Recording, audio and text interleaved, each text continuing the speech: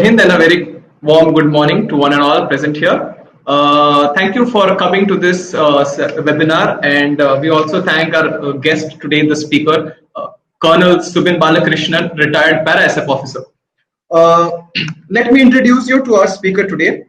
Colonel Balakrishnan has an amazing journey, and he has studied in the prestigious College of National Defence Academy, after which he also passed out through Indian Military Academy, commissioned as a young lieutenant in the Maratha Light Infantry, and later in the 21 Para SF Regiment after qualifying to his probation. He has served in many operations in the Kashmir Valley, along the LOC, and in the northeastern jungles. He has had a complete life, a life less ordinary. I now invite Colonel Balakrishnan and Cadet Atharva to carry on with the interview.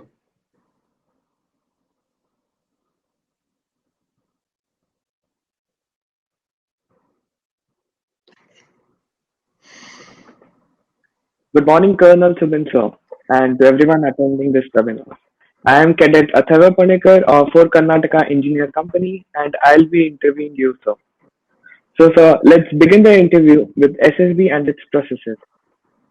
So, my first question to you is SSB, 5 days, 3 officers, and a lot of pressure. How does it feel, sir? How did you tackle the pressure?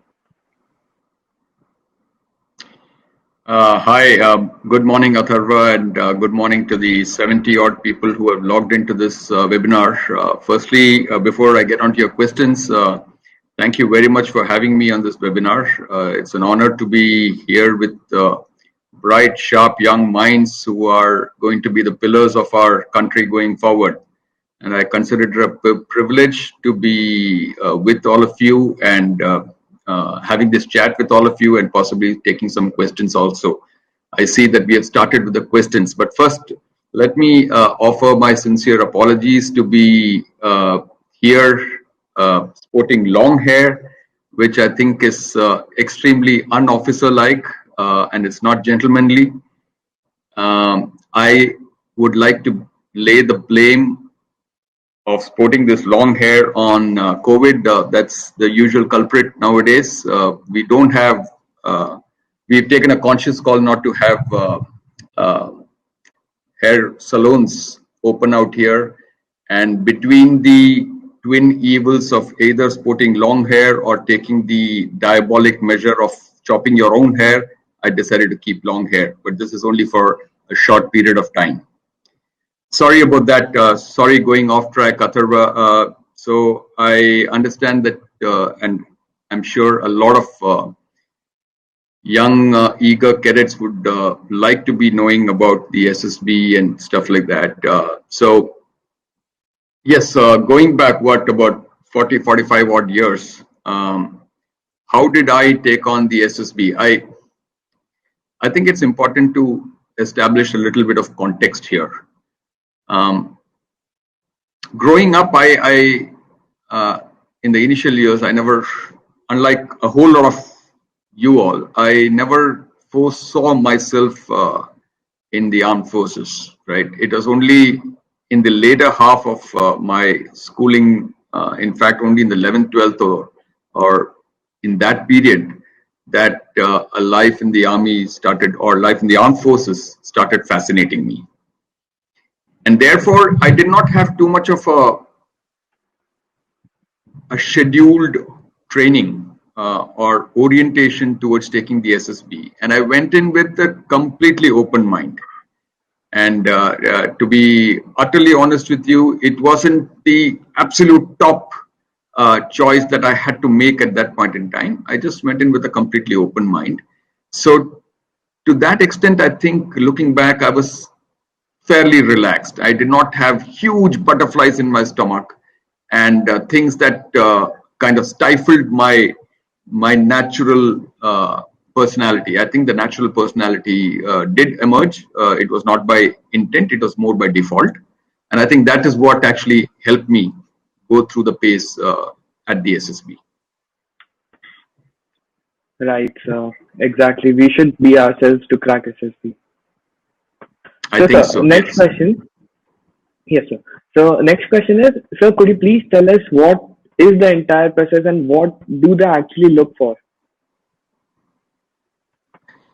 Look, I don't want to make it a technical discussion on what can you expect on this thing. I just want to keep it more broad-based and more generalistic, if I can use that term.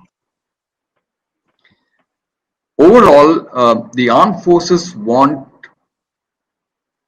to identify and pick out young, eager, well-rounded personalities who have got a lot of learnability and what the armed forces typically describe as officer-like qualities, that you have the potential to become leaders.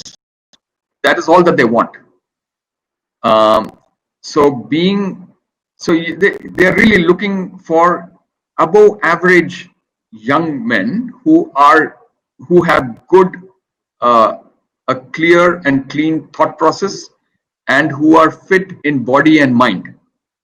That is all that the armed forces are actually looking for. You don't have to be pre-trained or attain a certain level prior to joining the academy, because that is what the academy does, whether it is the NDA, the IMA, the OTA, or any of the other academies that are there, that are feeder institutions for the armed forces. They have a very set curriculum, a set training methodology to be training you. But prior to that, they want to see that the raw material is the material that can actually undergo that training and pick up or imbibe the training in the right manner to develop into officers and lead men in battle. That is the summary. So to that extent, once again, you don't really require to, you just need to be a well-rounded personality. I think that is a summary of it. You don't need to go to extremes on any end. You need to be a well-aware, well-groomed, well-oriented, with clarity in thought and purpose in your dealings. If you have that, I think you have achieved, I would say, about 75 to 80% of your journey through the SSB. Right, sir. Definitely. So now, the most asked question is like, GTO is one sub chapter in the book of SSB that no one understands. Even if we feel that it may be wrong, like even if we feel that it's right, it may be wrong. So how do you tackle this, sir? I'm sorry, you were talking about? Sir, I was talking that GTO, the GTO task, in that GTO, if we feel that we are doing right, still according to GTO, it may be wrong. So, sir, how to tackle this misconception, I'll say? Like, what are the tips, or like, what are the steps to do that the GTO might think that we are natural and we are the ones who should be the one? Right. So let's just do a little bit of a breakdown, or rather breakup of the GTO tasks. Right. So typically it consists of group tasks, individual tasks, command tasks. Right. And thereafter you have the individual lecturate as well.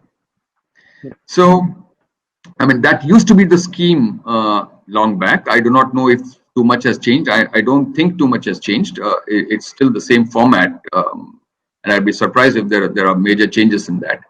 So let's just take a look at what is happening here, right? And it always helps to have a correlation of why they are doing what they are doing. Why does the SSB put you through these spaces?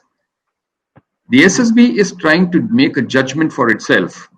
If you are a team player, do you work well in a team, right? Do you gel with the others? Are you autocratic by nature? Are you someone who is amenable to suggestions, who takes the team with you, who pulls people together and can exert your influence or your personality when it demands it, and you accept suggestions and you accept inputs from the others, and in the spirit of a team you're able to take it forward. That is what essentially the armies or the armed forces are looking for, right? To work together as a team. Within that team, remember that there is no democracy involved. So if within the group tasks, there is something called a command task. Now, when you're doing your command task, they are actually labeling you or identifying you or nominating you as a leader for that particular task. Now, when you are being designated or nominated or assigned as a leader for that group, you are required to take certain decisions. You are required to lead, right? So while it is perfectly all right to be reaching out and to take suggestions and to take inputs and think this through together as a team, you are to take a decision on what is the course of action that you would like the team to do. And within that course of action, you should also be responsible for the success or the failure of that particular course of action.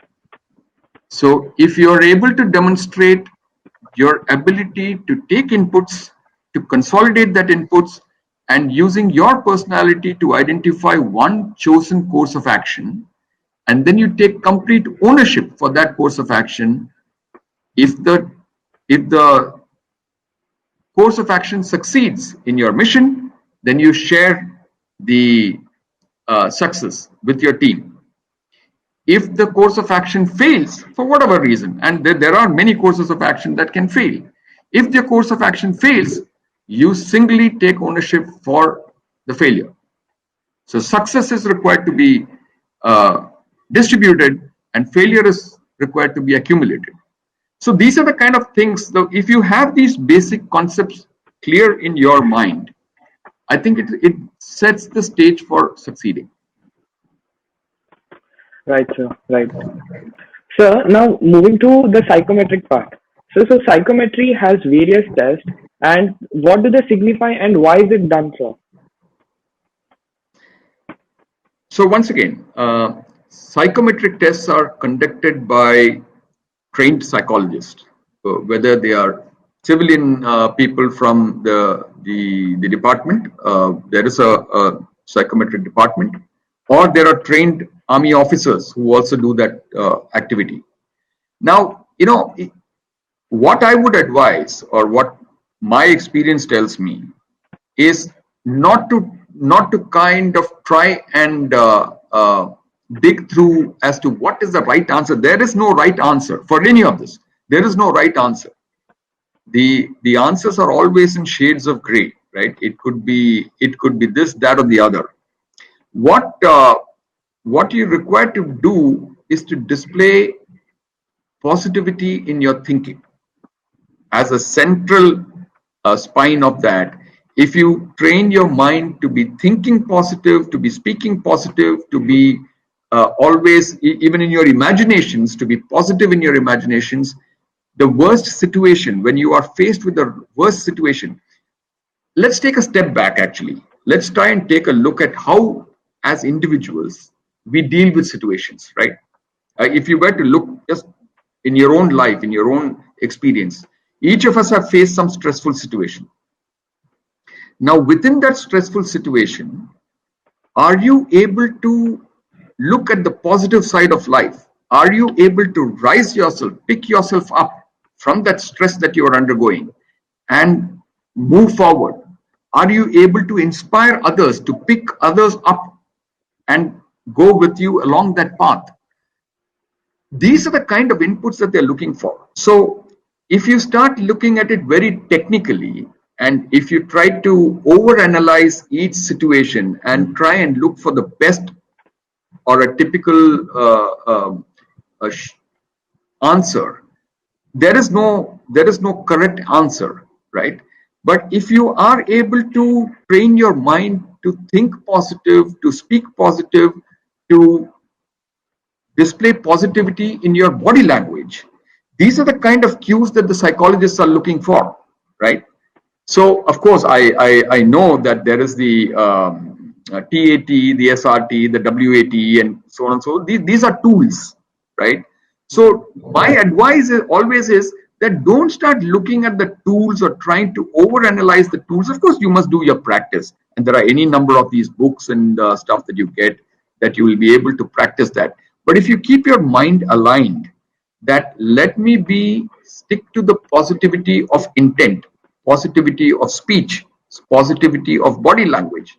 Look for positives in the negatives, or even in a neutral circumstance. If you're able to display the positivity, I think you're through.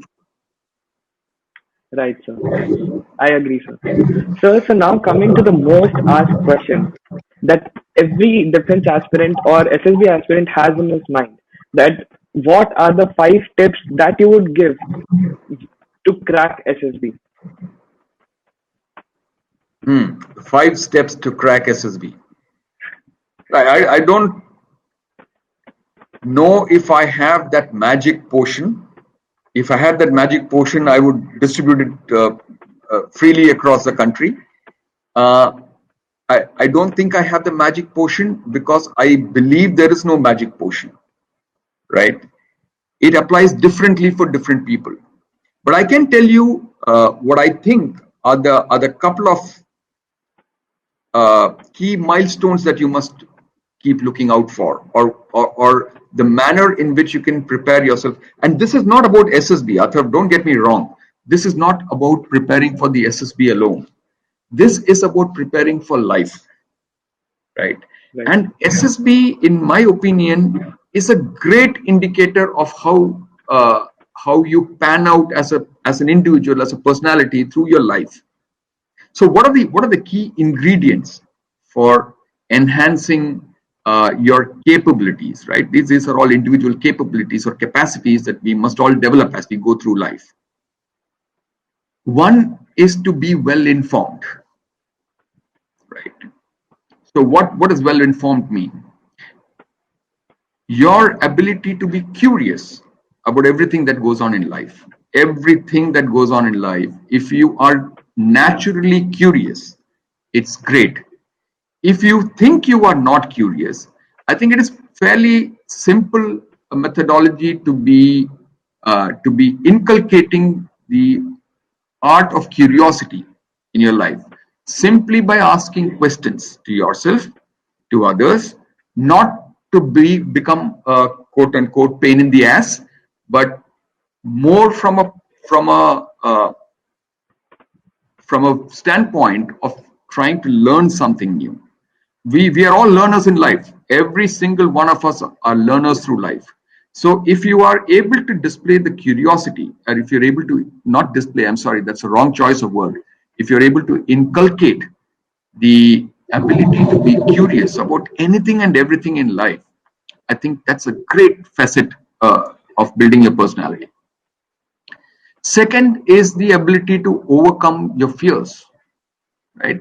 We scare and fear are very natural phenomena. It applies to every single one of us, right?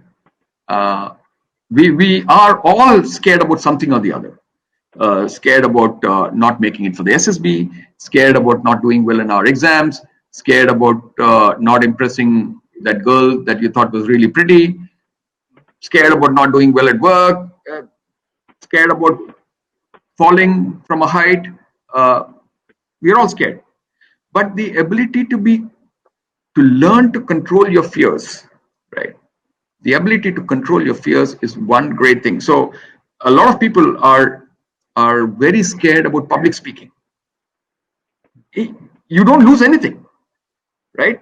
But this thought about what will they think of me is something that each one of us, me included, it is always playing at the back of our minds, right? That what will they think of me? And that's a fear that curtails us, that doesn't allow us to open up, to express our personalities. I think that's the second that we can do. Third is the ability to communicate. So when I say this, I don't mean it purely about the efficacy or the flawlessness in your language. Communication is language independent. So even if you're communicating in Hindi or your mother tongue or English or any language, the ability to open up and have that flow of thoughts from your mind to the tip of your tongue. You should get into the habit of being able to express yourself, right? Fourth is to become a team player, right? I- uh, Individualism is great. You have individual facets of your personality, but being able to gel with others and get others, whether it's in your within your friends, in neutral environments, with your relatives, with people you don't normally meet, in a foreign environment, in a environment you're suddenly thrown into. How do you get along with people? How do the ability for you to initiate a conversation, to ask questions because you genuinely want to know about them? These, I think, are the skills that will help you to build a personality. And lastly, I think is uh, the ability to take ownership, right, for things. And these are all simple life skills that you can pick up, right? uh, for anything that you do, whether it is at your home, whether it is with your friends, your tutors or your instructors or your teachers or your professors, or your family, your relatives, and so on and so forth. Whenever you undertake something that you can do, that you're doing, you take full ownership for that. The success for that, like I said, learn to spread it in the environment. The failure for that, learn to stand up and say that I'm responsible and I take ownership for this, for the failures. So these are a couple of things that you can do on a consistent basis.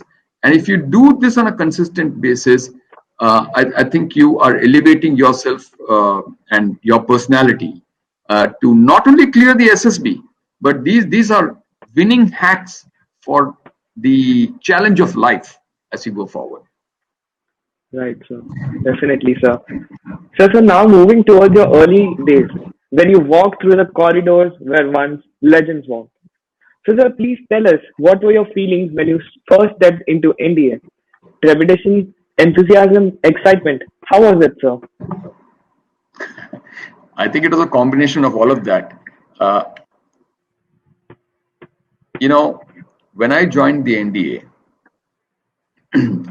before that, in the 11th and 12th, I was a very easygoing guy. Some of my friends and my colleagues would still say that I'm a very easygoing guy.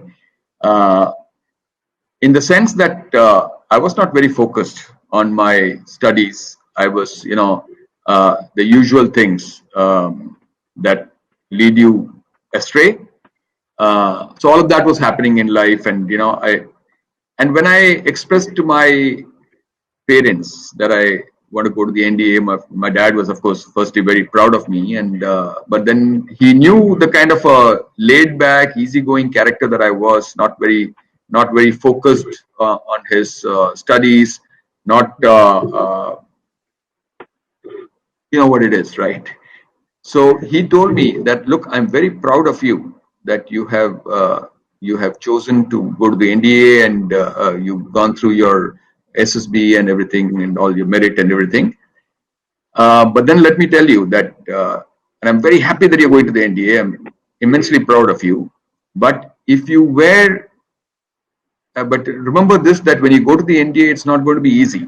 It's going to be tough. The life is going to be tough. It's going to be a regimented life. It's incredibly tough. And if you, at the end of 1 week, 1 month, 1 year, suddenly say that no, I can't handle this and I want to come back, then when you come back, my doors are going to be closed. I'm not going to be opening my doors. My dad is a tough guy, and I knew what he was saying, he would do it. So that was the thing that was on my mind, that I cannot afford to go to the NDA and after a couple of weeks or months decide that no, I can't do this, right? And I knew I had to put my head down and become mentally strong and go through with it. And that's what I did, and it wasn't easy either. That transition from being a guy with long hair and doing all the wrong things in life to being a focused guy who's able to take the pain and the pressures of life at the NDA was not easy. And there were many a times when I actually, in the initial days, the first couple of weeks or so, when I actually thought that maybe this is not for me, maybe I should go back. But then I said, no, that I have taken a decision. I need to own this and I need to go through with it. And I'm very happy that I did. Right. So, having said that, how NDA is known for molding disciplined cadets, right, sir? So how do the senior instructor achieve this? Well, a whole range of ways, right? There's a lot of stuff that happens there, and typically when one is at the NDA or the IMA or the Naval Academy or the Air Force Academy or wherever else, it appears to the cadet who is undergoing that to be this makes no sense, that it is just haphazard, that there's a lot of effort that is being put into something that is apparently at that point in time not very useful. It is not socially or professionally very productive. But let me assure you this, that there is a method in the madness. There is a very clear method in the madness. And it will never be apparent to somebody who's going through the pressures and the pulls and pains of life there. But much later in life, it becomes very apparent. It becomes so crystal clear, probably about 5, 6, 7 years later. So what are these things? Number one, that no matter what, that you have to perform or perish as a team. The binding that works between course mates, even today, the first thing, Atharva, when this invite came out, the first set of people that I shared this invite with my course mates and my squadron mates from the NDA, right? Because we become like, it is a band of brothers, right? And the feelings are so interwoven. And why is that happening? It's happening because it's the same kind of the philosophy or the method of engagement is the same when you go to your respective units, to your battalions, right? The integration with your team, that your team is everything. You win together, you lose together, you celebrate your success together, you go through the pain of failure together, each of that. So that bonding is fantastic. Second is the mental agility is something that's fantastic. Take a look at it. Each one of us, when you're attending a party or you're having a great time, you will remember that for a couple of days, a couple of weeks, a couple of months, maybe a couple of years. But the really tough times that you had, really tough time, when you were completely stressed out and somebody held your hand, that you don't forget for years, decades, probably for the rest of your life. We all have that, right? It is the tough times that always last. It is not the fun times. The fun times don't generally last too long, right? It's the tough times that last. And therefore, at the NDA, the IMA, the Naval Academy, or any of these institutions, you are put through a very strenuous, extremely tough, very hard regimen. And that's what actually binds the group together, right? And you know that you have been through thick and thin. And you therefore can carry that forward. And that ability to be strong mentally, that is what the NDA instills. Of course, there's a lot of physical activity, there's a lot of mental activity, there is academics, there is a whole lot of stuff that is happening. But through it all, the base of that pyramid is to forge the people or disparate people coming from different walks of life, different environments, different cultures, different parts of the country into a well-formed bond of young men who will never give each other up. No matter what, they will not give each other up. That's the kind of bonding that is being built. Right, sir. So how do you compare the life of cadets in NDA to those of IMA? It's a very dicey question that you're asking me because I have postmates from the NDA, I have postmates from the IMA. If I swing one way or the other, I'm going to get into trouble with one team, right? But I can tell you this: when you go to the NDA, typically you're 17, 17 and a half, something like that, right? And that's the real formative years. And you spend 3 years there, and you go through thick and thin with these guys. So that those associations that are built are over a longer time period, in a more time period when you're more um, your mind is more able to take those integrations on, I think, in my opinion, last longer. Which is not to say that I do not gel with my course mates from the IMA, where I spent only just 1 year. So you even get to know them only lesser than what you did in the NDA, where you spent 3 years, right? So that difference will I guess will remain. But having said that, once you pass out the IMA, then the NDA plus IMA, it becomes a bigger tribe that you're associated with. I'm very happy to carry those relationships forward. Right, sir, definitely, sir. Sir, so after 18 months of ragda, hard work, blood, sweat, and tears, how does it finally feel to slide your leg for the last time across Antim Pug? How is it 18 months? It's 36 months. It's the sir, I was asking about that IMA. IMA, okay, all right, right. So there, typically a person from the NDA spends only 12 months in IMA. It's the direct entries who don't go to NDA and come directly to IMA spend 12 months there. So the Antim Pug is there both in NDA as well as in the IMA. So ex-NDAs go through Antim Pug twice, right? Yes, sir. But yeah, there's a lot of emotion there.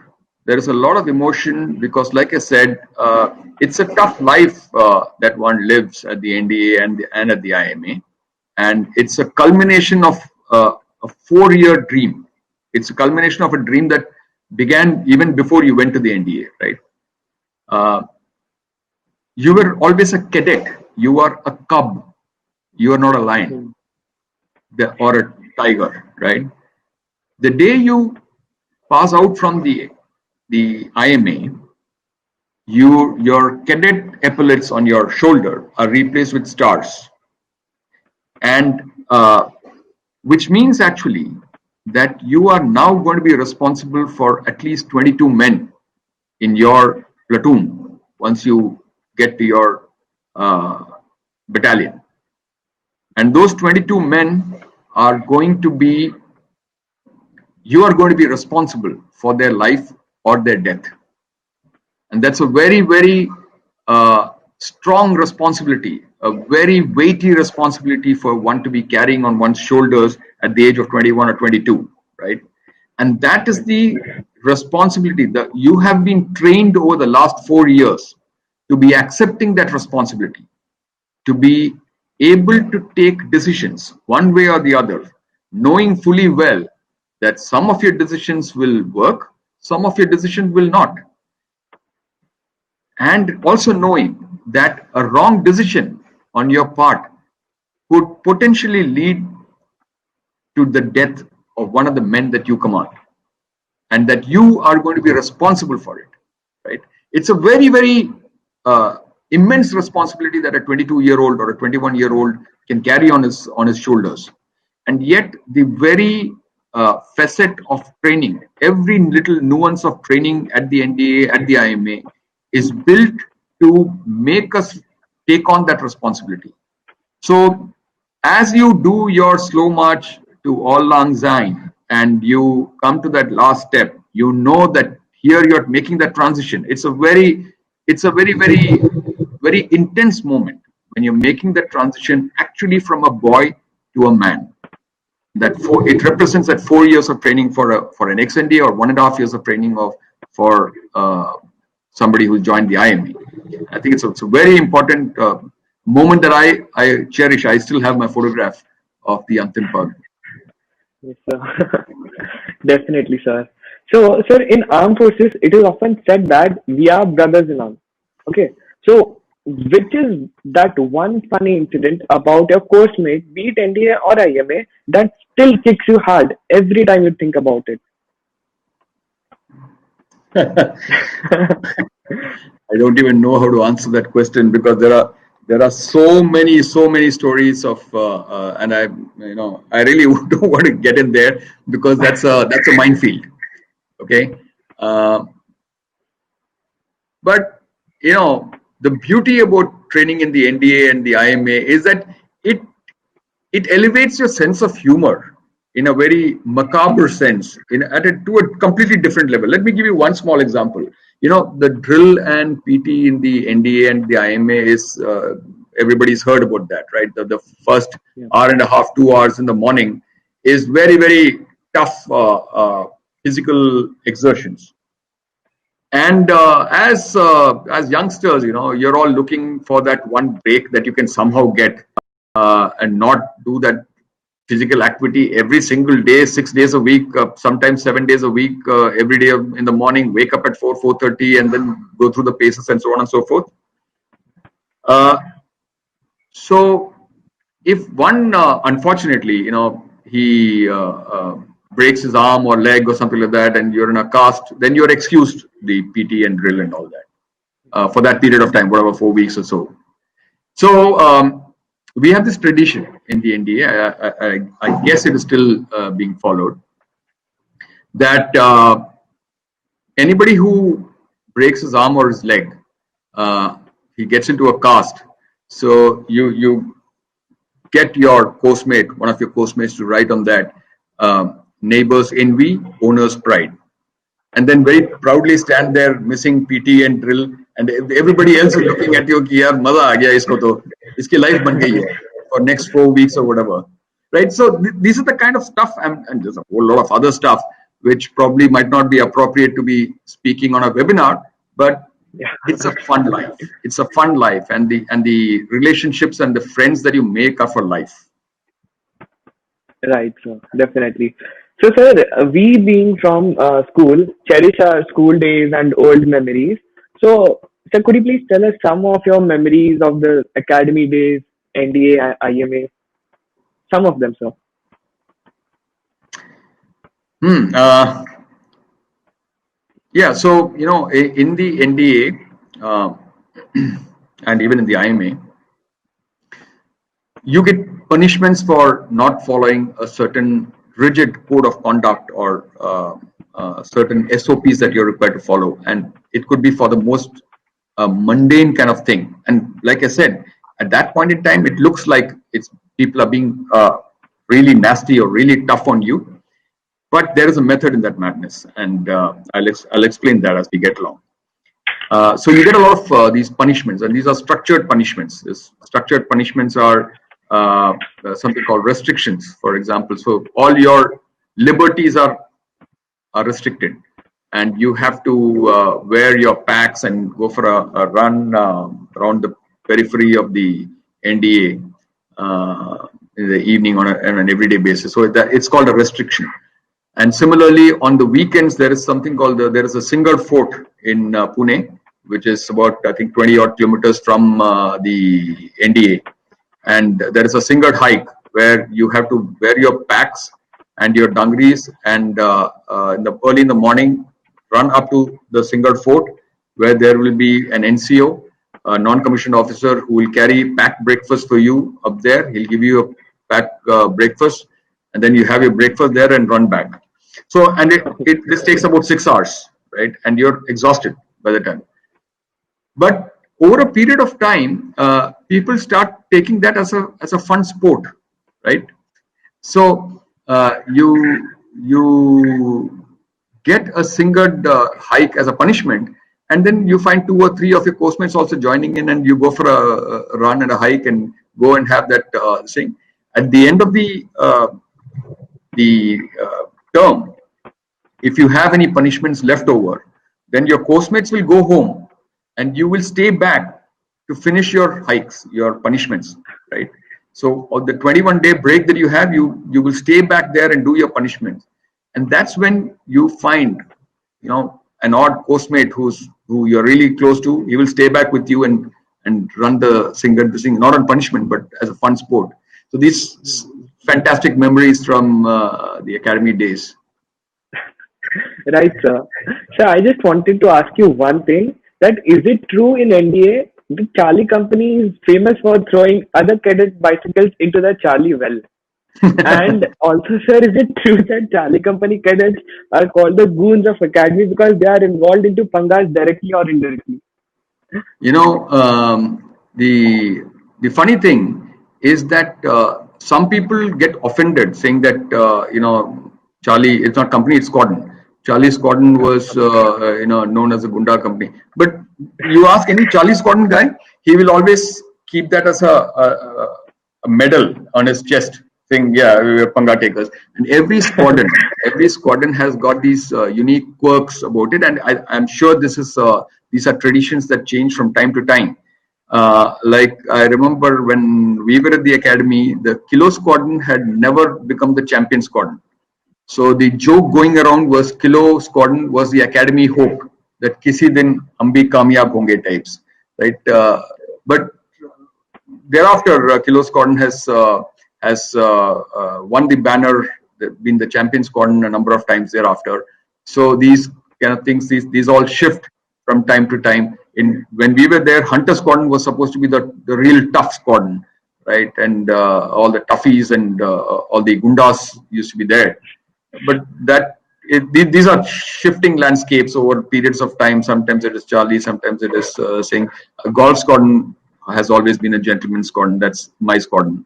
It's always been a gentleman's squadron. So we don't get into these extreme positions.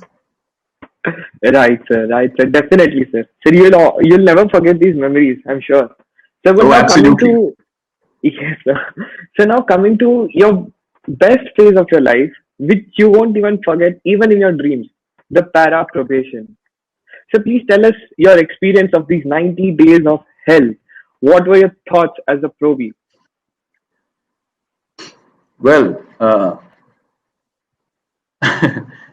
right. So,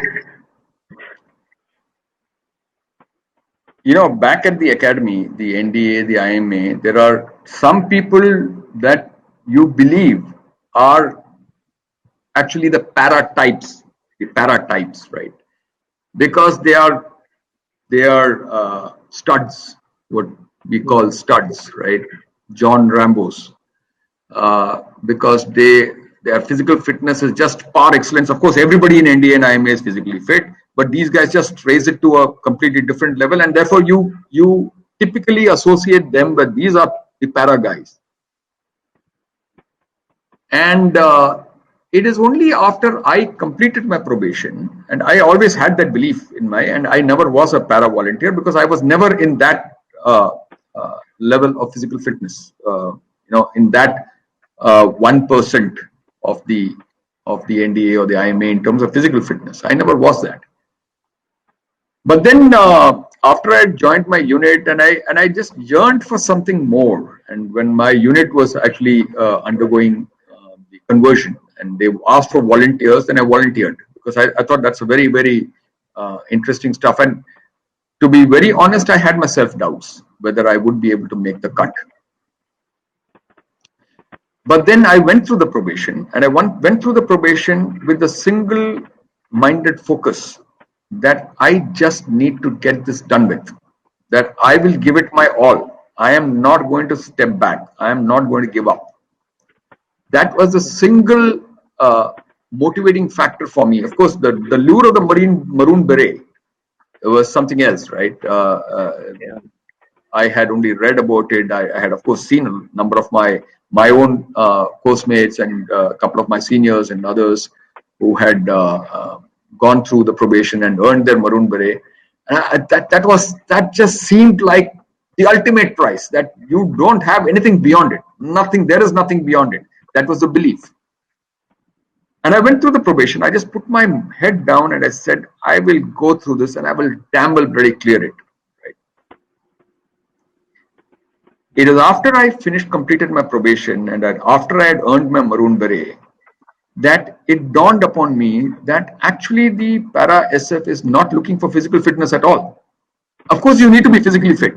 You need to have a much higher physical level of physical fitness than the above average guy, much higher, right? Yeah. But it is not physical fitness that they're actually checking you out for. It is your mental toughness. And every single day, every single element of the probation, when you have gone through it once, and then you start putting things in context and you start analyzing it. What did I do? How did I go through it? Why did I make the cut? That you start realizing that it is just about mental toughness. What do they do with the probation? They put you through a regimen which just imbalances you completely. It just flips your biological clocks completely. That is to say that we are all used to 8 hours of sleeping or 6-7 hours of sleeping and about 8-9 hours of working or the thing. So there is a set pattern in our lives, right? You wake up in the morning, you go to sleep in the night, you have breakfast, lunch and dinner, you study during so and so time, you rest during so and so time, and so on. So there is a set biological clock. Now, the moment this biological clock starts getting impacted, gets imbalanced, and it all becomes a khichdi, that you don't have a sense of day and night. You don't have a sense. You may get one meal in a 24-hour period. You may get 3 meals in a 24-hour period.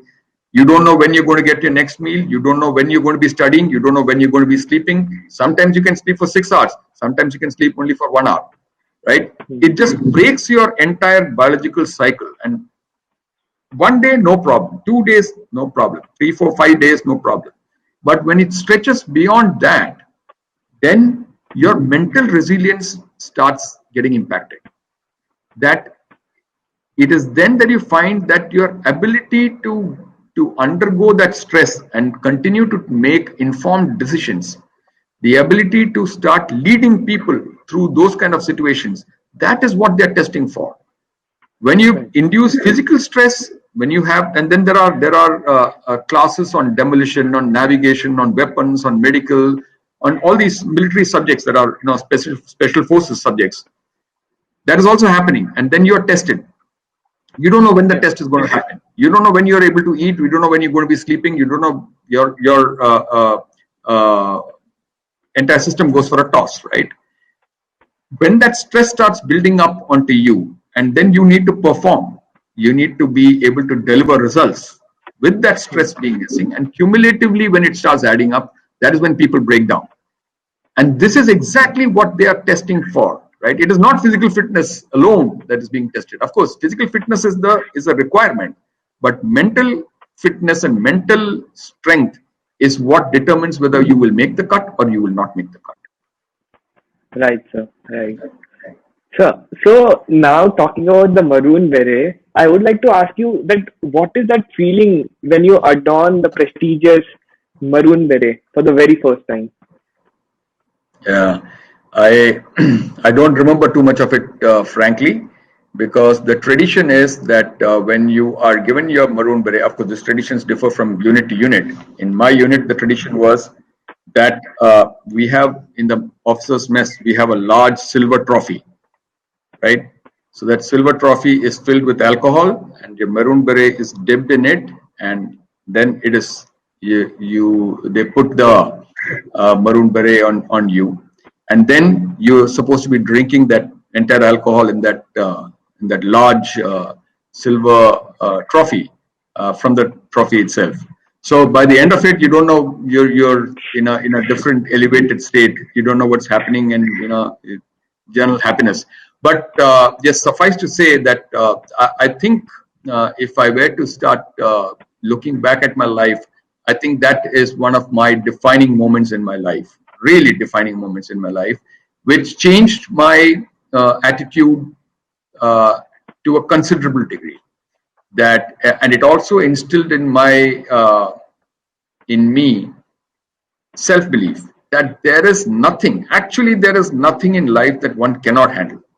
Absolutely nothing in life that one cannot handle. And I at this point, let me just give you another anecdote. It's very important to understand the power of your mind. Extremely critical to understand the power of your mind. I have a colleague here in Reliance Industries, a fantastic young man.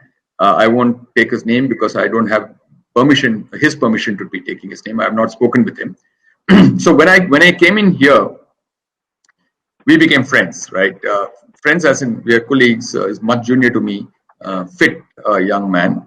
Well, at that time apparently he was not very fit, and he came and told me, after we had gotten to know each other and we used to interact off and on. He came and told me, "Sir, I want to climb Mount Everest." The only thing was that he had never climbed even a hill. But he just said, "I want to climb Mount Everest." I said, "यार तुम ऐसे करो, put your mind to it. Say तुम अपने दीवार के ऊपर लिख लो that I want to climb Mount Everest. When your objective is clear and you are completely focused and devoted to that one particular objective, you will find ways and means to get yourself to go there, right?" So to cut a very long story short, and we spoke about it many times, and typically climbing Mount Everest requires about 40 odd lakhs of money, right? And he obviously did not have that kind of money, but he had that passion, and we used to speak about it, and he used to tell me, "कि sir, पैसे तो है नहीं, कैसे करेंगे?" I said, "यार तू वो भूल जाना. That's the least of your troubles. You stay focused on your objective. You will get there. The world will conspire." I think it was Shah Rukh Khan or one of those guys who had said, "Na, the world will kainat or something like that." My Hindi is very terrible. it was Shah Rukh Khan. It was Shah Rukh Khan. So he pushed those things from his mind and he set course. The money came in. The company helped, friends and relatives helped, and money came in. He built up his physical fitness and stamina and so on and so forth, and he went on to climb Mount Everest. He summited Mount Everest, which is a fantastic thing to do. It's a brilliant thing to do, right? And he came back, and we were talking, and he came to my office and he said, "Sir, thank you so much for motivating me and pushing me and helping me. Of course, I did not do anything. It was all that he did."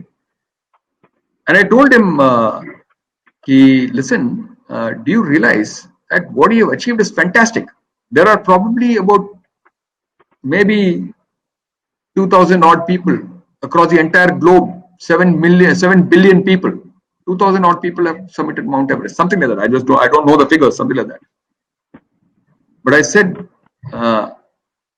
never forget that there is a double amputee with no hands, no legs, who has climbed Mount Everest, who has summited Mount Everest. So when you start putting things in perspective, when you feel that you have taken over the world, that you have put your foot on top of Mount Everest, you have summited Mount Everest, 8,400 odd meters, you have climbed that, and you are in that extremely rare 2,000 odd people who have done that. Take a moment to savor your fantastic achievement, unbelievable achievement, but also put in perspective that on the other hand, there is a double amputee with no hands and no legs who has climbed Mount Everest, right? Why I am telling you this is to give you a context of the power of the human mind. Just imagine a person without a hand and a leg climbing Mount Everest. Imagine the mental toughness of that individual and what he can achieve, what we can achieve, and it is there with each one of us. Every single one of us has got that capacity. It is just lying dormant within ourselves. We don't ignite it. We don't leverage it. We don't use the right tools. We don't set our objectives clearly. That is all that is holding us back. Otherwise, I am convinced that there is nothing in life that one cannot achieve if you set your goals clear, if your objective is perfectly straight. There is nothing that can hold you back. Right, sir. Sir, could you please throw some light on the glass eating tradition? Right. Yeah. Firstly, I would not advise it for anyone, right? But the special forces guys, the para-SF guys are a little egg screw dhila hai. Right? So as part of that tradition, the tradition is that when you're having your drink in the mess, that the waiter, and these traditions once again differ from unit to unit. The tradition is that firstly the drinks are served in a Borosil glass. Zyada महंगा नहीं है, right? The waiter will continue to, or the barman will continue to refill your glass. So you finish your glass and you keep it on the table, he will come and refill your glass until the time you bite the edge of the glass and chew up the glass. So that is a kind of tradition. It's actually purely from a medical standpoint, and I hope there are no medical professionals who are listening to this, because it is extremely injurious to your health, right, in the long run. Yeah. Surely in the long run, probably in the short run as well. But these are all, there is the one way to look at it is this is bravado, this is, stupidity, this is illogical, this is incorrect, and so on and so forth. On the other side of it is that firebrand young men who have been through hell and back, not once, not twice, but multiple times, need to have the ability to let off their steam, and doing stupid stuff that ideally should not cause any harm to anyone else and for yourself. But at the very least, what you can do is ensure that it causes no harm to anyone else, but it causes harm to you. Right? So these are all little quirks that happen. It is not an everyday occurrence, but these are traditions that happen. All SF guys have gone through it at least once or twice. So this is all part of the grooming and part of the life in the special forces. Right, sir. So now, as a young commissioned officer in newly formed SF unit, what was your thought process leading your men for the very first SF operation? And sir, how was it different from a regular infantry operation? Well, the basics remain the same. The tactical methodology of conducting an operation remains more or less the same. The difference is that infantry operates in larger numbers. SF operates in very small numbers. Between 5 to 6 numbers is what typically constitute the SF squad.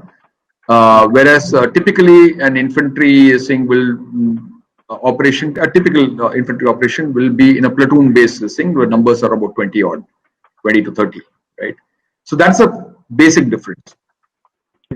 Of course, the special forces people are much more physically fit, are much more quirkier. They are quirkier. Right? Quirky in the sense that they do stuff a little differently. They take much greater risks. They are trained to be operating behind the enemy lines, right? And operating independently in small teams, very, very small teams, and highly agile, very quick to respond, very capable. Even their weapons and equipment are entirely different. So that these are the kind of differences that are there. In terms of motivation, also, an infantry team is very well motivated as well. So, but in terms of their roles are entirely different. The infantry is more for holding ground or for capturing an objective and then holding it. The SF is meant to be operating behind enemy lines and not capture anything. It is just go strike and come out, right? Those are the kind of operations that, so the roles are entirely different, and therefore what requires to be done by them in terms of the tactical equipment that they hold, the tactics that they conduct are entirely different. About my first firefight, or my first operation that I was involved in, where the SF, we do a lot of training, a tremendous amount of training, right? The amount of firing that we do as part of our training is nobody's business, right? And we all enjoy doing that. And you think you're a great shot, right? When you're firing at the range, you consistently get headshots, and in a very tight group, you're able to get all your bullets into a very, very tight group and all that, and you think you're the best in the business. And yet, when the first time that you undergo a firefight, you realize that your mental senses, they kind of tend to they tend to freeze. Your ability to respond tends to freeze because this is the first time that you are being exposed to when you are firing, someone is firing back at you, and he is firing back at you for effect. He is firing back at you to ensure that you get hit, and this is something that no training can actually put together, right?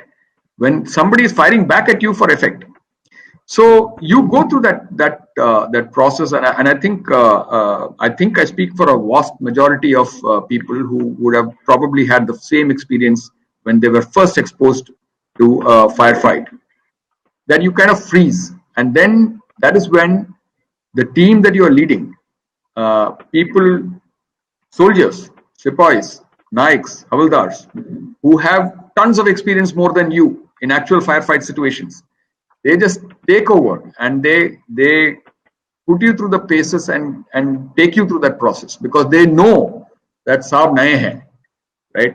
He is not, does not have the experience that we have, but yet I am their leader, right? And I have actually written an article on this, my first firefight, which I have shared on Facebook. I'll possibly share it with anyone who's interested.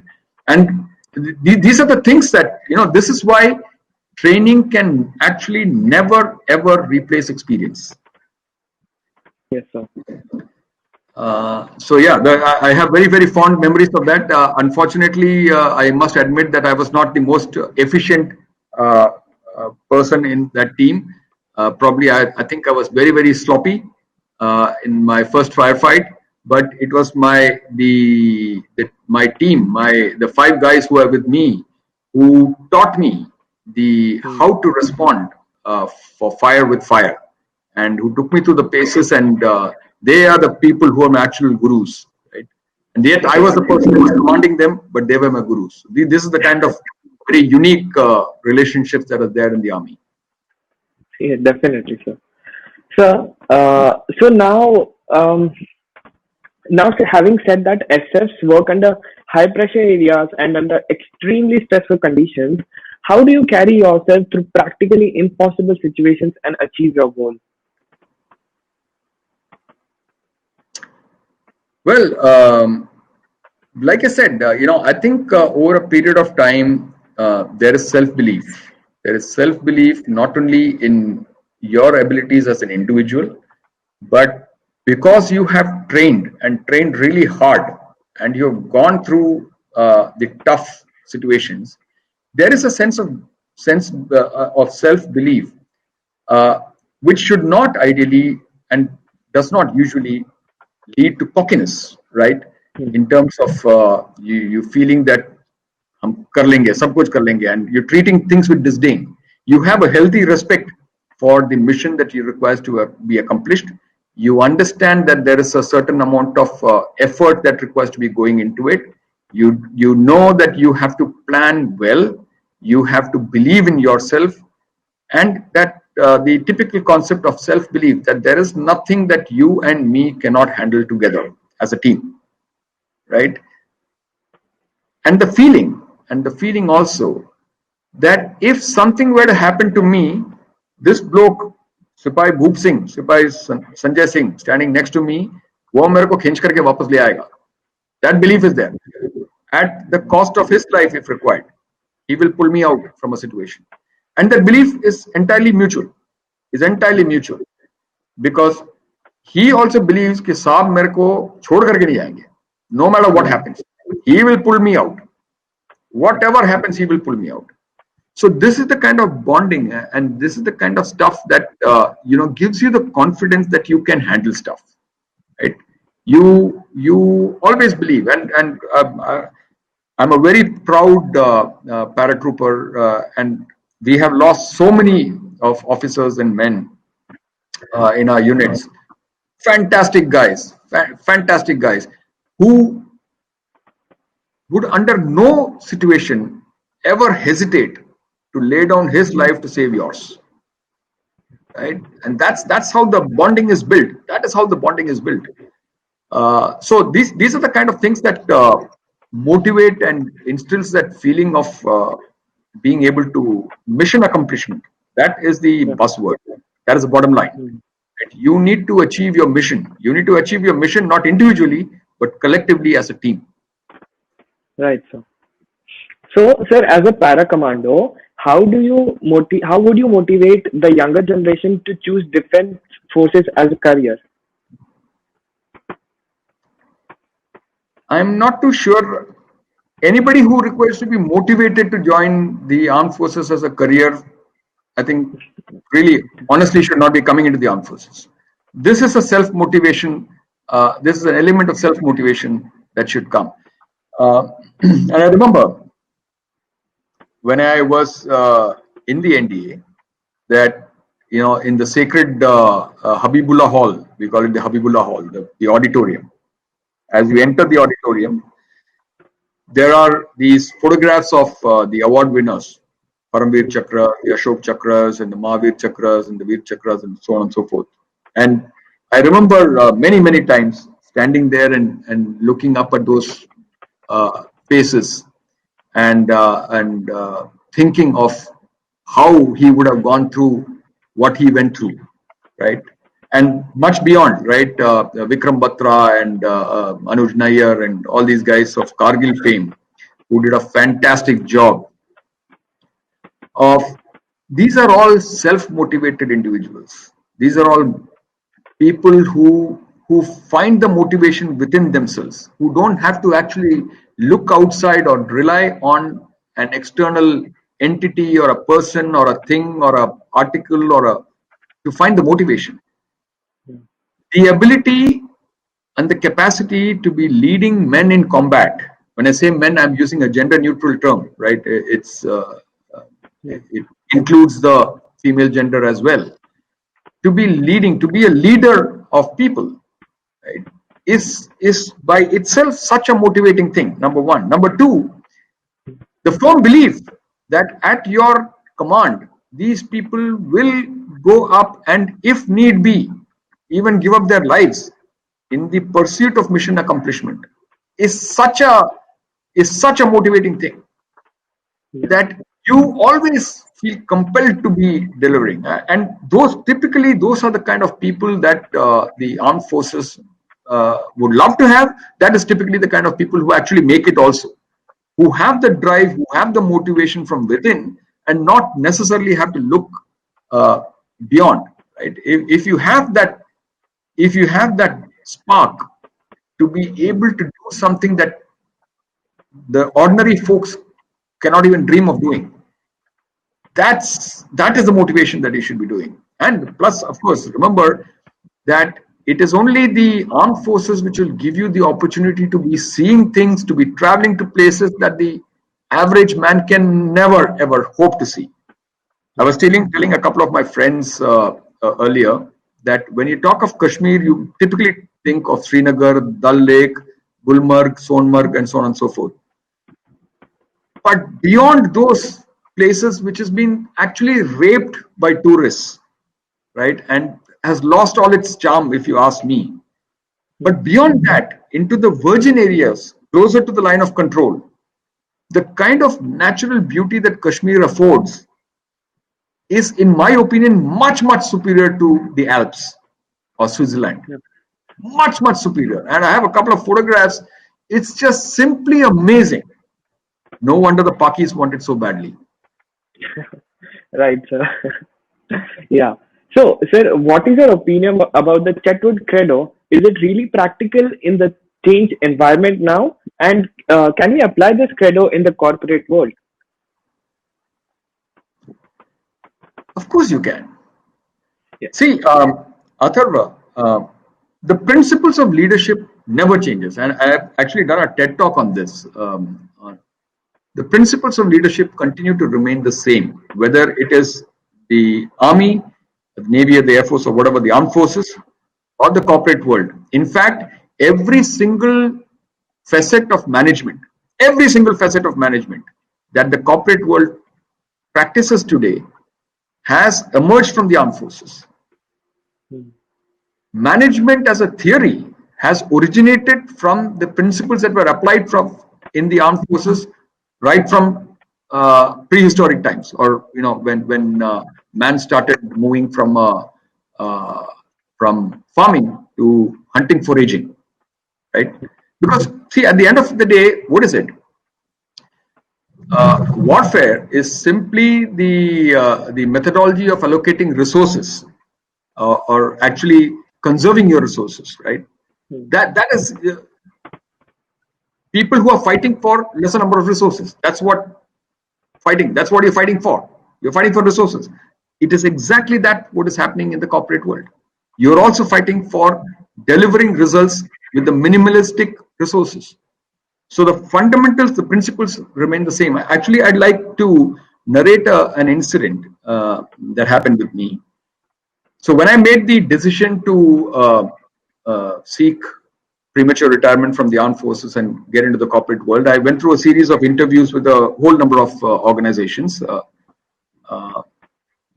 One of those interviews, range of interviews, number of interviews, went right up to the managing director of the company. It was for a fairly senior position, and it was a done deal. So the last interaction was with the managing director, and it was just supposed to be a cup of tea, and because the decisions had already been made.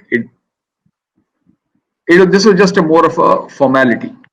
So I was invited to the managing director's office, and we had a cup of tea together, and exchanged pleasantries. And he said, wonderful to have you on board, and so on and so forth. And he said, I just want to, you would be joining us, and we hope to work together as a team, and this and that and the other, all the polite things that is usually said. And then he said, but just keep in mind that you're making this transition from the army to the corporate world, and things in the corporate world does not quite work exactly like how it does in the army. He said, for example, in the army you can just pass an order to the men that you command, and say that this requires to be done, and the man there knows that in case he does not do exactly as per how you're ordering him to do, you're commanding him to do, there is an army order, and there's a set of rules and regulations, and he can be court-martialed, right? But in the corporate world, it doesn't work like that.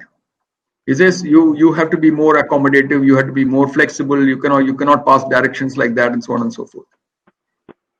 I kept quiet. He's the managing director of a company, and he's saying that. But I think there was something in my eyes which told him that I don't quite agree with him.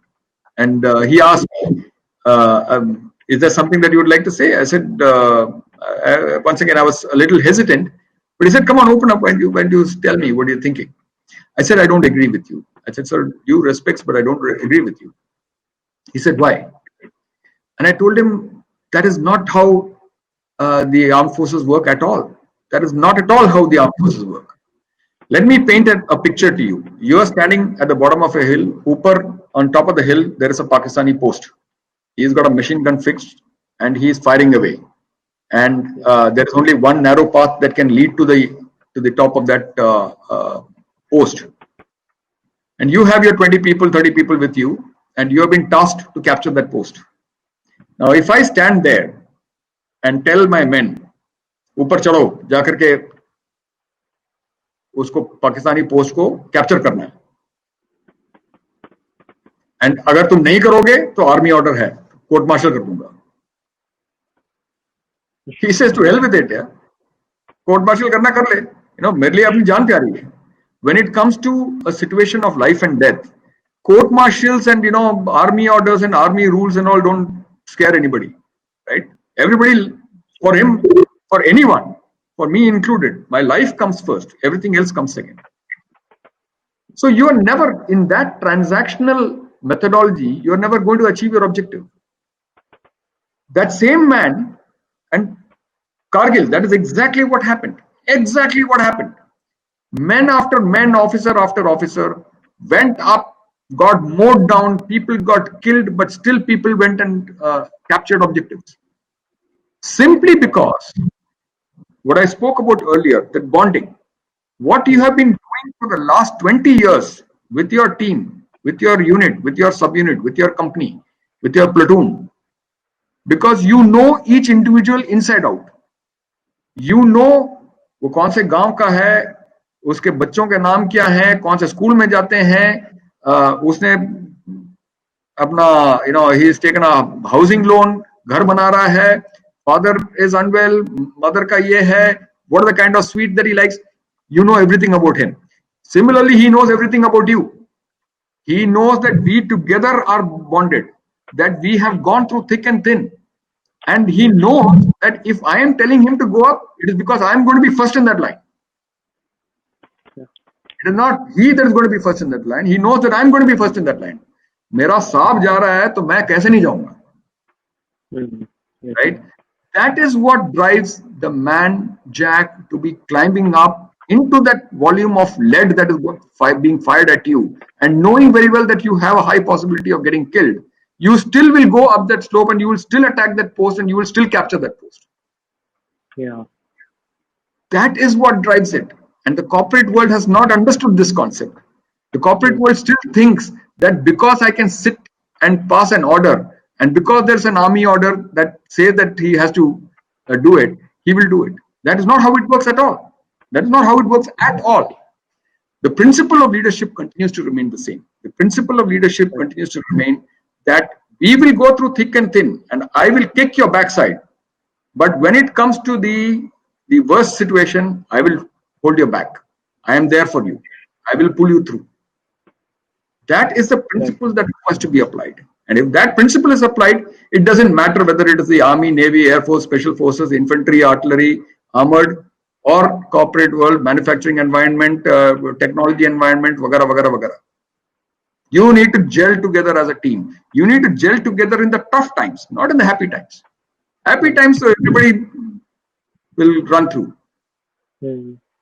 Right? You need to gel together as a unit, as a team, as a entity, and force that this thing. If you can replicate that mantra in the corporate world, which is what we are trying to do, you have a win-win situation.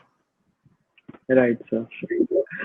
So, sir, having come a complete circle, lived a life less ordinary, a life we all seek to have, what is your message to all the defense aspirants? Well, I don't think I'm qualified enough to be giving a Shah Rukh Khan type or a Amitabh Bachchan type of a dialogue and this thing that fits everybody. But I can tell you this, life is life. There will be some good days, there will be some bad days. Each one of us cannot become an Amitabh Bachchan or a Shah Rukh Khan or a Steve Jobs or a Narayana Murthy or a Abdul Kalam. Right? We are all individuals. We have our strengths, we have our weaknesses. Right? We need to be able to leverage our strengths. We need to be able to understand our weakness and work on them to make it better. And round off your personality. We all have just one life. 70, 80 years is all that we have, or thereabouts, right? Is all that we have. Each one of us has got only those many number of years.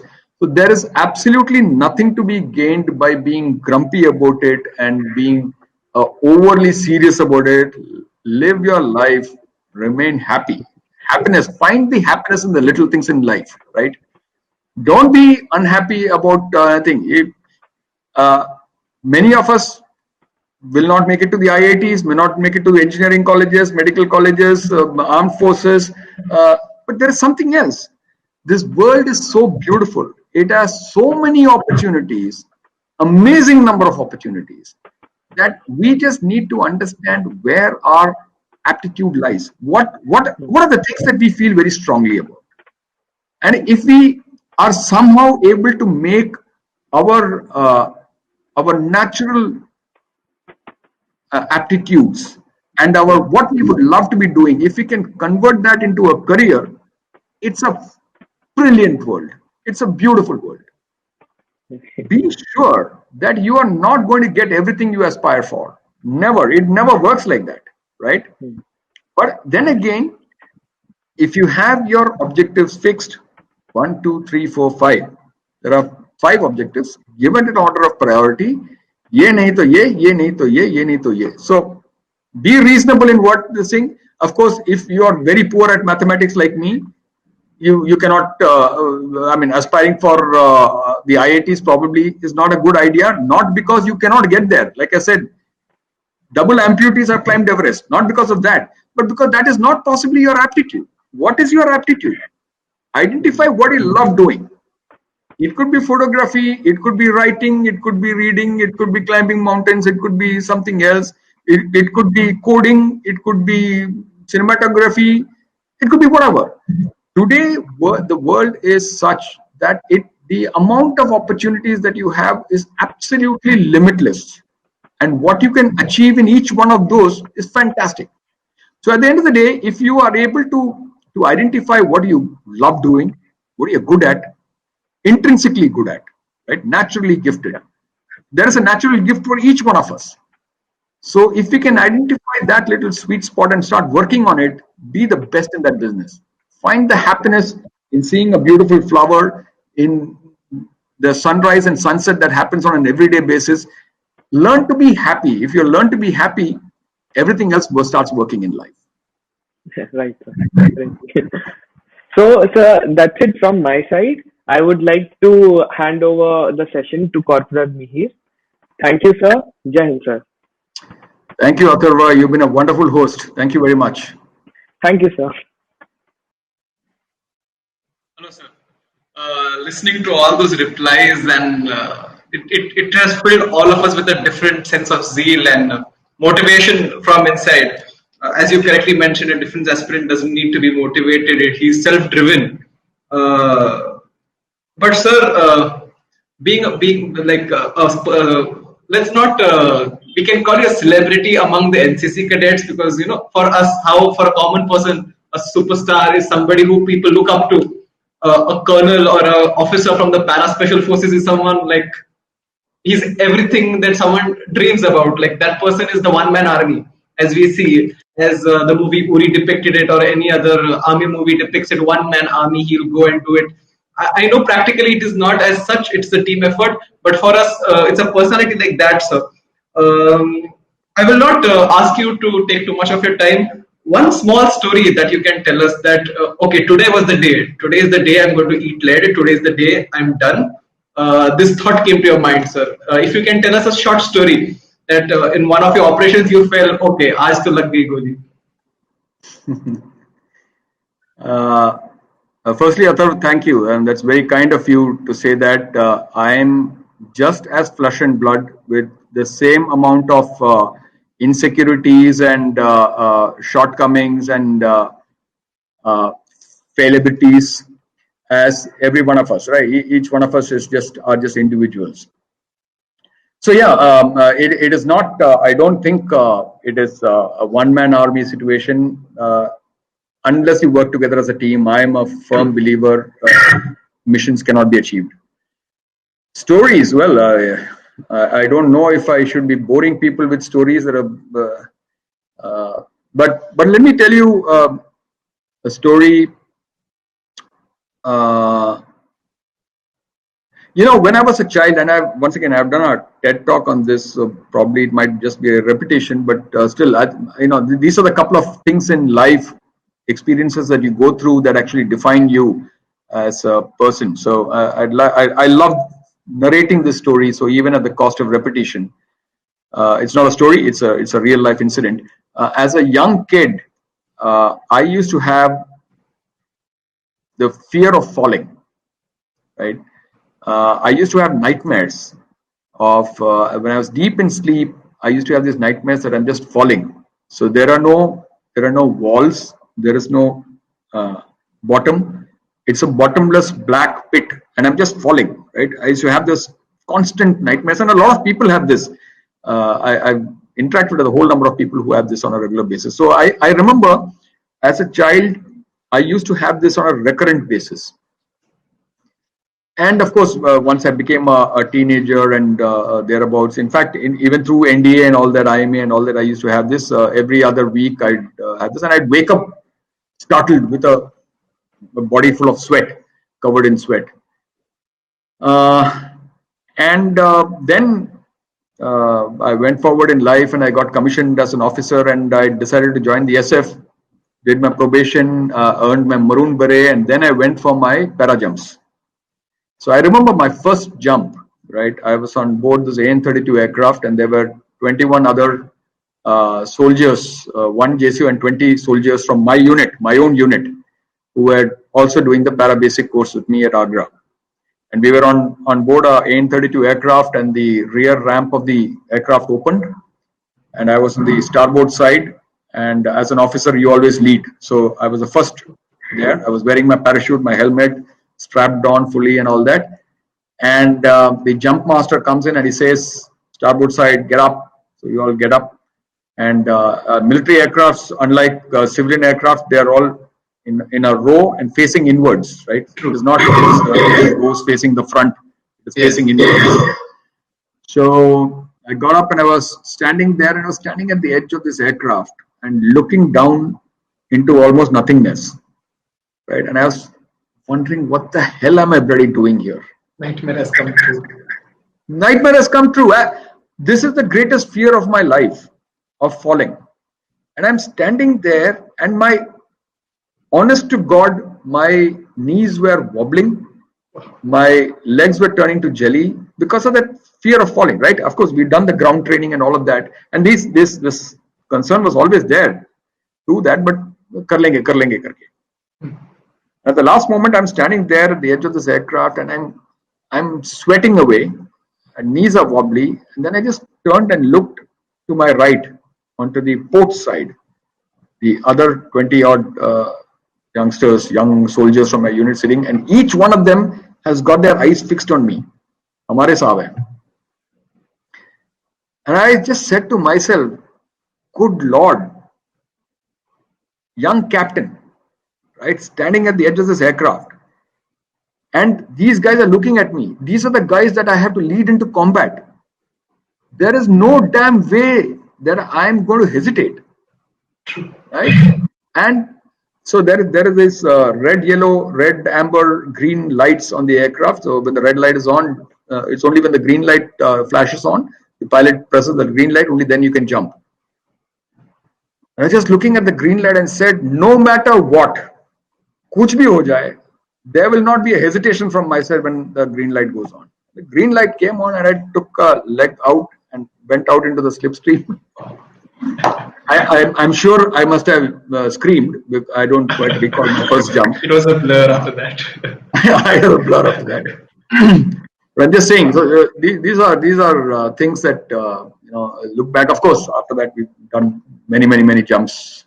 So then you start. It becomes part of the cycle. True. What a fantastic journey it has been, sir. And now I would like to open the floor to all the audience. If they have questions, to the right hand side you have a portal where you can drop your questions, and Corporal Ashwin will be transferring the questions from the YouTube live stream as well here. So if the questions can start coming in, we'll have a session for 10 minutes, sir. Is that fine? 10 minutes question answers. Absolutely, no problem at all.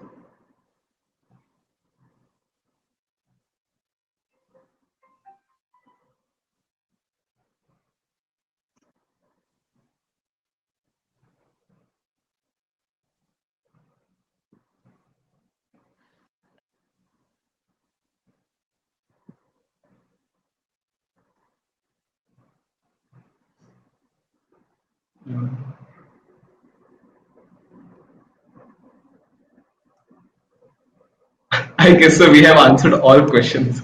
There are no questions that are turning in.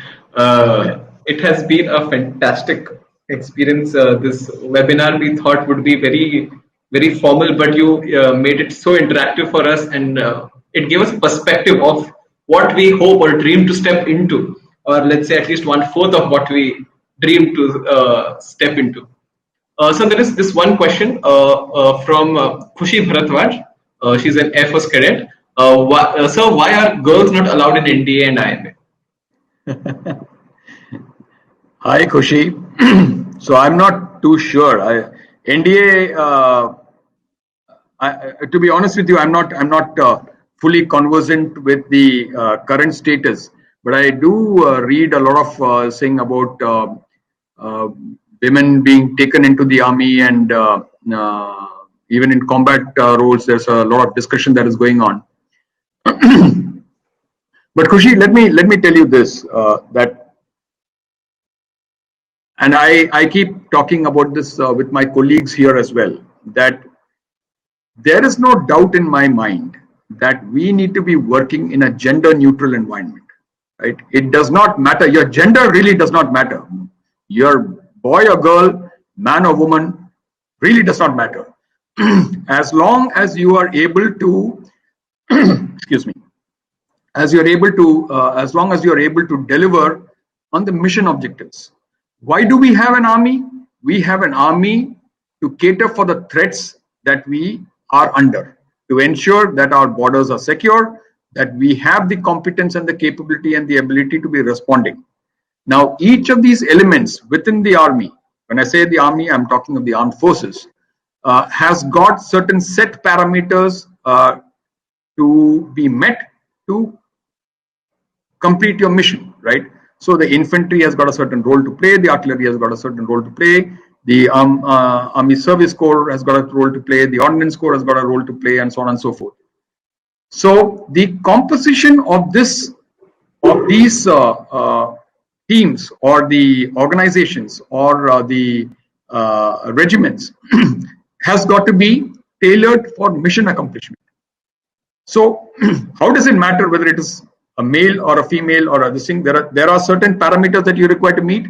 There are certain qualitative requirements that you are required to meet, and as long as you can meet them, you require to be taken on board, right?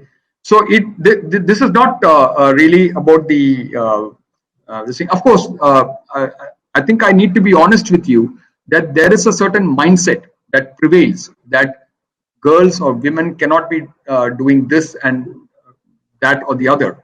But I think that is fundamentally flawed. That is fundamentally an incorrect assumption.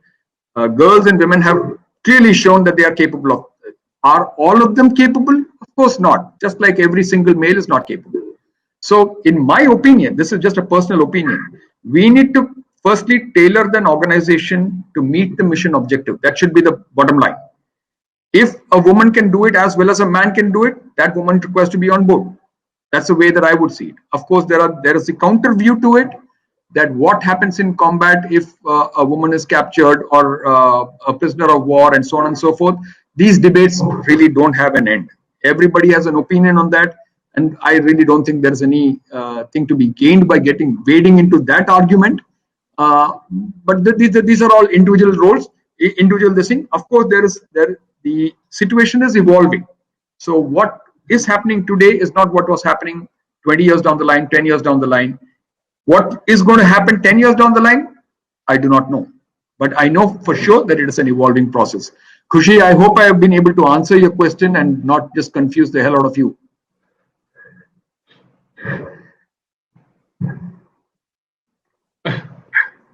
I believe so, sir. We have a next question from Naveen Sagar. Sir, can you explain technology update in Army?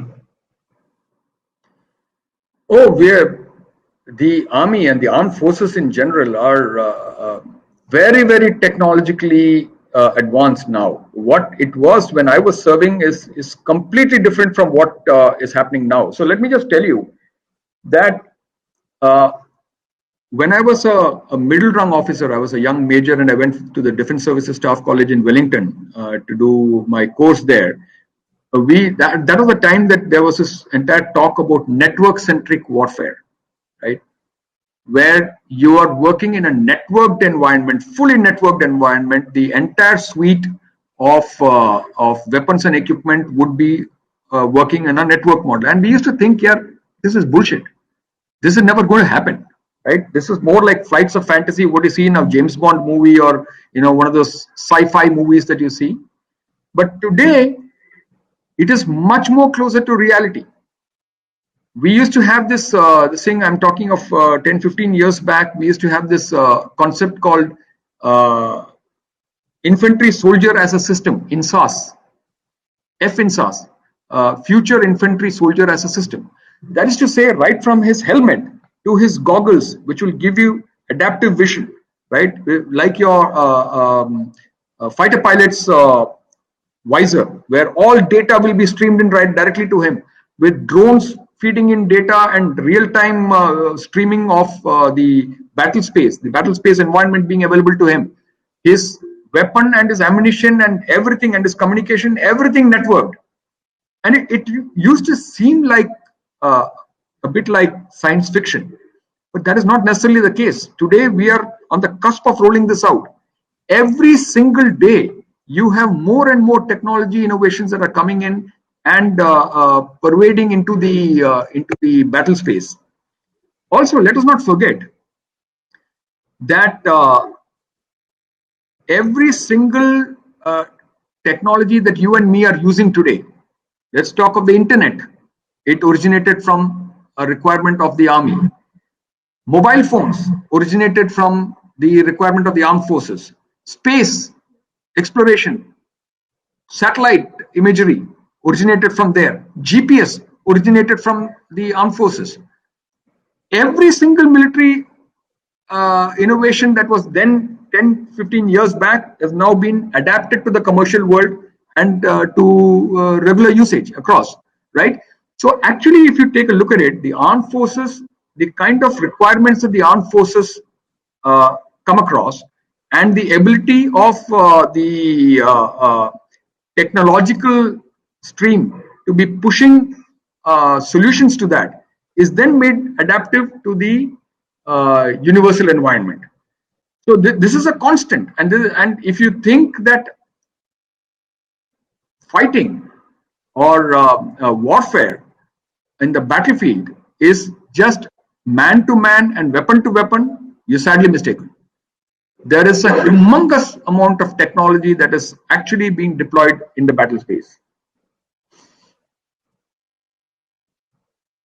I believe that has been very in detailed answer, sir. Next question is from Corporal Prakhar Bhaukandi. Sir, what are your views on the status of Reliance Security and Risk Management Academy and career at GCS? Sorry. It's a fantastic career. It's an absolutely brilliant career. So, these are completely separate domains, right?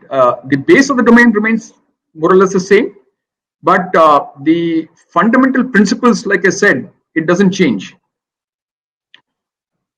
If you look at the world in general, we are living through, and a lot of people have spoken about it. There's a lot of talk about it. You open the internet and you'll be able to read tons and tons of material on it. How we are living in that, to use that term, VUCA world, right? It is a complex environment that we're living in, and resources are getting to be lesser and lesser, and the number of people who are aspiring for those resources are increasing day by day. 7.2 odd billion people in the world, and the resources are shrinking. Now, of course, there is a counter theory to that, the theory of abundance. I don't know if you've read about the theory of abundance, right? That the world is actually moving from scarcity to abundance. That is a counter view to it, and both those views have got their merits. From that point of view, security is going to be a concept that is going to be increasingly in demand, right? This is more and more organizations are going to be spending more and more money in securing their assets, whether it is their information assets, their people assets, or their physical assets. You need corporate soldiers in terms of security professionals. And what used to be much earlier, considered to be a not so glamorous profession, today is increasingly becoming a profession that is very meaningful. It adds tremendous amount of value to the organization, and you're doing something very, really incredible, right? So to that extent, this is a fantastic career path for people who would like to be exploring and exploiting this domain, right? This is still an emerging domain. This is unlike the other domains. There is a lot of technology that is inbuilt into this domain, and one requires to really up their game in case one is serious about this profession. And then now increasingly there are a number of youngsters who are looking at this as an alternate career path, picking up the right thing, expanding their domain knowledge, and making a good career of it. So yes, I think, sir, RSRMA is a very good career option. I think so. You have just coined a new term here, a corporate soldier, and I think this is going to come in trend. I'm sure you can completely relate to this. In one of the talks I heard, Captain Raghuraman, he told that the youngsters at Reliance, they used to think that this ID card system is there. Everywhere they have to touch the biometric ID card has to be shown in every door you enter. So the news generation was thinking, why is it required? But later the value was understood when if in a refinery there is a breakdown, we need to know which person was last in which particular room. So I guess these corporate soldiers are the ones who are going to save life here as well. Very true, sir. Very well put. Next question we have from Lisa Karyappa. So my question is that there are times where you have self-doubt. No matter how much confident a person you are, you have to deal with it. How do we go through at this age?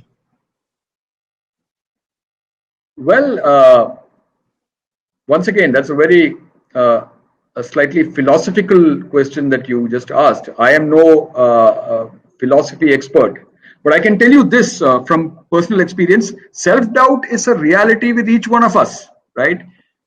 There will always be the doubt in a niggling doubt in your mind. Can I do this? Am I actually capable? And each one of us has got certain strengths, certain weaknesses. None of us can be a master at every single thing. So there will be some deficiency in some things that you are setting out to achieve, for sure. Now the trick in this is to sit down and very categorically and very honestly to make an assessment of where you are at, right? What in your assessment are the ingredients to make a success of that particular mission? Let's call each of this a mission, right? It could be as mundane as learning to drive a scooter. It could be as complex as cracking an interview for a PhD or whatever. So what are your pluses? What are your minuses? What are your strengths? What are your weaknesses? What we typically call the SWOT analysis: strength, weaknesses, opportunities, and threats. If you have done this thing very honestly, you come to a conclusion that, all right, this is what I require to focus on to make the cut, to ensure that I am have retained the ability to accomplish my mission.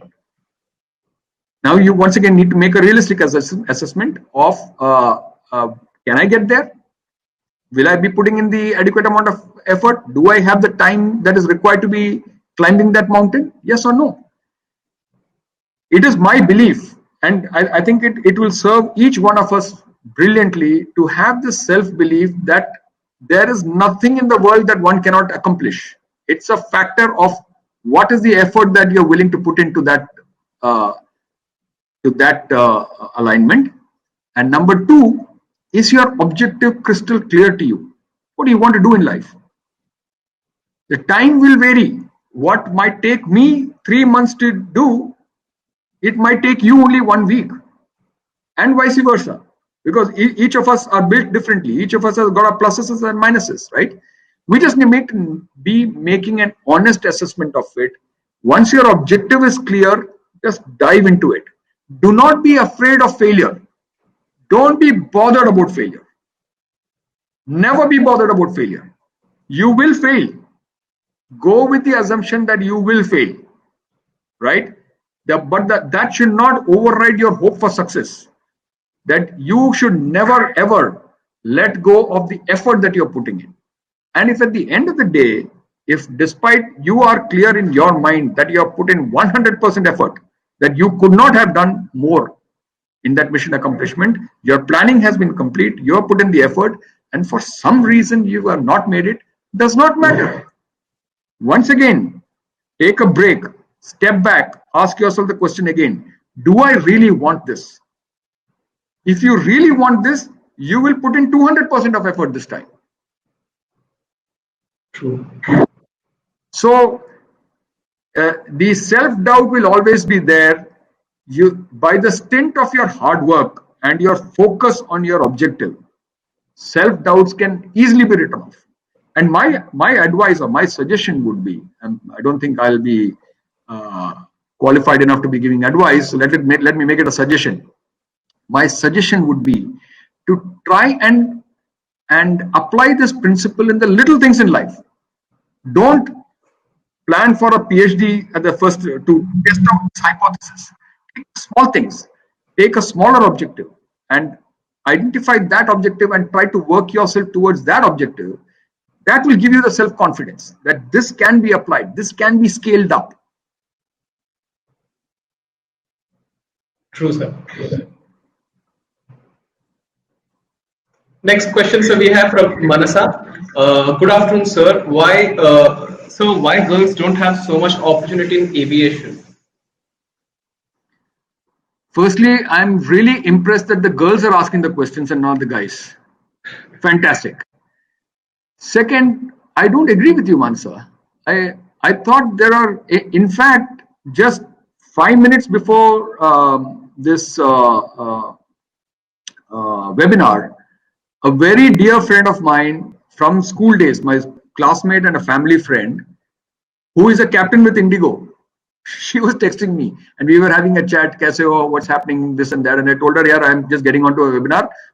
It's her mom's birthday today. So I told her, so she's an accomplished top of the line pilot with Indigo. And even in the military thing, there are girls coming up and into the fighters, right? The Indian Air Force has just announced the first lady officer who's going to be flying the Rafales, right? So there are brilliant opportunities, Mansa.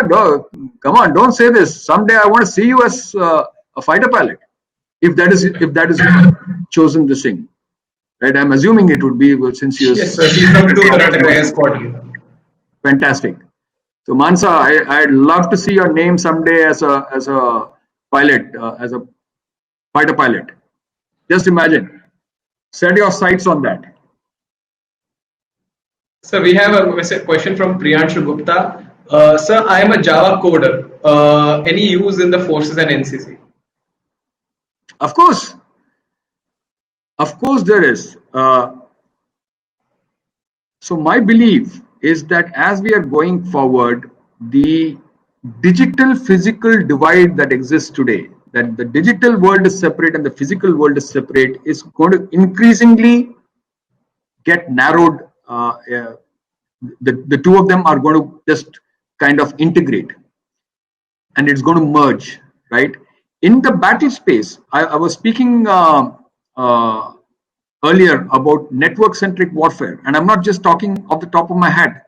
There is a tremendous amount of effort that is being now put in converting this into reality, right? We are already, it is a network-centric warfare that is already happening. China has today got tremendous amount of bandwidth in terms of their cyber capabilities, right? We are playing a catch-up game. It is my belief that going forward, the technical people are going to be much more in demand, and which is true, right? Even within the armed forces. Earlier, it used to be more the fighting man. So, but like I'm saying, the digital physical divide is going to merge. It is going to be cyber soldiers out there, right? So you would not be able to make the difference. So a back-end person is going to be as important as a front-end person. The person who's actually fighting the battle in the front and the person who is able to do this. Let me give you an example. So you hear of these drones, right? The armed drones that are being employed by the US and by France and the Chinese and so on and so forth. The Chinese are not fighting any battles, at least not visibly. But the drones that are being employed, the operator of the drone is sitting in Houston, Texas, and operating that drone flying over Iraq or Afghanistan, and being able to pinpoint that the delivery of the projectile that is being fired to a circular error of probability of less than 1 meter. That is the kind of precision on a remote basis, 7,000, 8,000 kilometers away. A person is sitting on a remote basis and able to do this direction. So we spoke of technology earlier. So that there is a tremendous amount of coding. It is not just purely a vendor that is delivering a platform to you and you're just using it. So there are people in the armed forces also who are required to be doing this coding activity. And I don't know how many of you are aware. WhatsApp and other messaging platforms are not permitted in the armed forces now. The army has got its own platform for internal communication on a mobile client. So who's doing all this activity? It has internal resources. They don't hire or outsource this to outside entities. They're doing it internally. So there is a tremendous amount of opportunity there. We have Jonathan Paul asking, sir, why is that only NDA cadets progress to become the Chief of Army, Chief of Navy, and Chief of Air Force? What is so different about an NDA cadet? Hi, Jonathan. I'm not too sure that is entirely true. There are direct entry officers also who have become chiefs. I think the advantage lies in the fact, but yes, you are right to an extent that there is a certain advantage. That advantage lies in the fact that you are entering service much earlier, right? On relative basis, like I said, typically a cadet who has joined the NDA gets to be an officer at 21 years or so, whereas a direct entry, I'm talking of the average thing, a cadet who joins the IMA as a direct entry aspirant, he gets in after about a year and a half. So that gap about a year and a half is what is crucial. At that level, it is not so much the what stream that you come from. That does not really matter.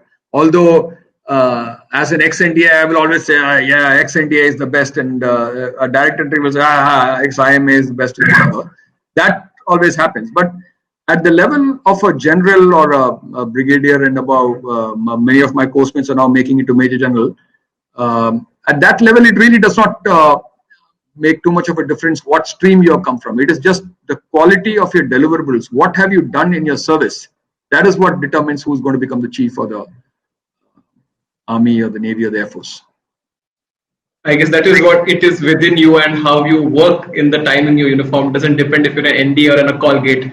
I believe it's very true, sir. So we'll take the last question for today from Tejas Joshi. So what level of physical fitness should we target as a different aspirant, being considering joining the training academies for the armed forces? What level of physical fitness? Yes, sir. Okay, sorry, who Tejas has asked this question? Yes, sir. Right. Hi, Tejas. You really shouldn't be worried too much about what level of physical fitness. You look at all these apps that are there available today, right? 10,000 steps a day. Can you do 10,000 steps a day? Can you do basic planks? Can you do a couple of push-ups? Can you? So, what are the basic things that you're looking at? You're looking at endurance. So, can you run? Let's say 3 kilometers. Can you run 3 kilometers in, let's say, about 18 minutes or so, 20 minutes or so? Good enough, right? Can you, so endurance is one. Strength. Are you able to do the push-ups? Are you able to do pull-ups? So train on some of those, right? True. Even if you can do about 4 or 5 of them, I'm talking of pull-ups, and about 15-20 push-ups, you're good. Nothing too wrong. And your agility, your flexibility, right? So if you concentrate on these 3 things, you don't require to be Superman. Actually, the armed forces are not looking for Superman. They are looking for average Joes like you and me, right? Banda bana denge. At the academy, they will make men out of you. Don't worry, men or women out of you.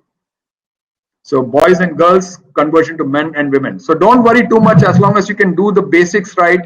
You're doing your, just get onto some basic fitness app download a fitness app, and do the basic stuff right. Your blood circulation should be good. You should be energetic.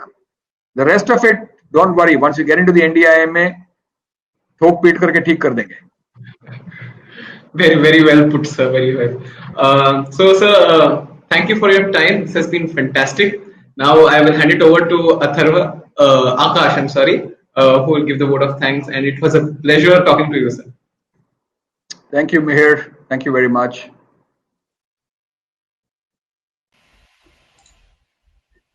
Good afternoon, sir. Hi, Akash. Good afternoon. As rightly said by a speaker, there's nothing in life which cannot be handled. Good afternoon, everyone. I'm Cadet Akash Kulkarni of For Karnataka Engineer Company. First of all, I would like to thank the guest, Colonel Subin Balakrishnan, for taking out his time and walking us through the journey of procedure in SSB, life in India and IMA, and Special Forces, and sharing his stories. It was great knowing the life of a commando, and I'm sure all the cadets watching this interview are motivated to choose defense as career. I would also like to thank Officer Commanding of 4 Karnataka Engineer Company, Lieutenant Colonel R. Velu, and Associate NCC Officer Lieutenant Dundesh for giving us the opportunity to conduct such sessions and for keeping our Josh high even during pandemic times. Finally, I would like to thank all the cadets of 4K Engineer Company for the support and encouragement, and to all the cadets joining us from all over India with an active participation in it. Thank you. Take care. Jai Hind. Thank you, sir. Thank you very much, guys. Loved speaking with all of you. I hope it's been of some value to you. Take care. Love to see you all as people in the armed forces soon. Take care. Bye bye. Jai Hind. Thank you, sir.